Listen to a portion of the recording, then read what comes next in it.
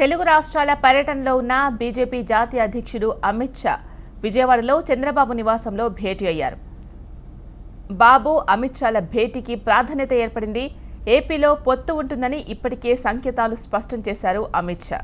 ఈ పరిణామాల నేపథ్యంలో కింద స్థాయి నేతలెవ్వరూ పొత్తులపై వ్యతిరేకంగా మాట్లాడవద్దని ఇరువురు ప్రకటించనున్నారు.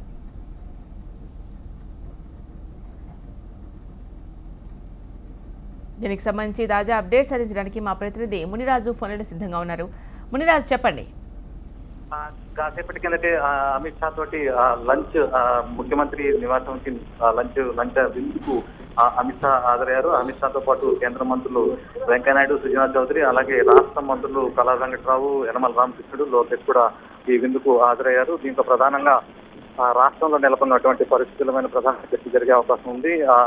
అలాగే బీజేపీ, టీడీపీ నేతల మధ్య కొనసాగుతున్న మాటల యుద్ధం కూడా ప్రస్తావనకు వచ్చే అవకాశం ఉంది. ఎందుకంటే బీజేపీ వాళ్ళు మొదటి నుంచి కూడా కేంద్ర ప్రభుత్వం ఇతరుతంగా రాష్ట్రానికి సాయం చేస్తున్నప్పటికీ తమను కించపరిచేలాగా టీడీపీ నేతలు వ్యవహరిస్తున్నారనే ఆరోపణ చేస్తున్నారు. దీంతో ఈ భేటీలో ప్రధానంగా వీటి మీద కూడా చర్చ జరిగే అవకాశం ఉంది. ఎందుకంటే నామినేటెడ్ పోస్టుల భర్తీలోనూ కూడా తమకు న్యాయం చేయట్లేదు, తగిన ప్రాధాన్యత ఇవ్వడం లేదని చెప్పి బీజేపీ నేతలు ఆరోపిస్తున్నారు. అలాగే ఇతర అంశాలకు సంబంధించి అంటే పొత్తులకు సంబంధించి కూడా ఇప్పటికే అంటే 2019 ఎన్నికలు దాకా ఉన్నప్పటికీ కూడా పొత్తుల మీద కూడా ఇప్పటికిప్పుడే టీడీపీ నేతలు ఉంటే అవసరం లేదు, ఉండడం వల్లే తమకు నష్టం జరిగిందనే విధంగా వ్యాఖ్యలు చేయడం పట్ల కూడా తీవ్ర తప్పట్టారు.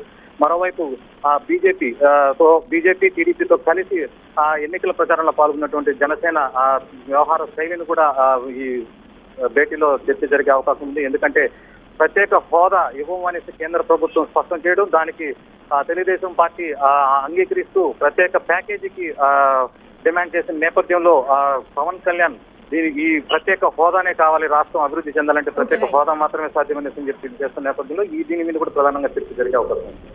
Right, thank you Muniraju.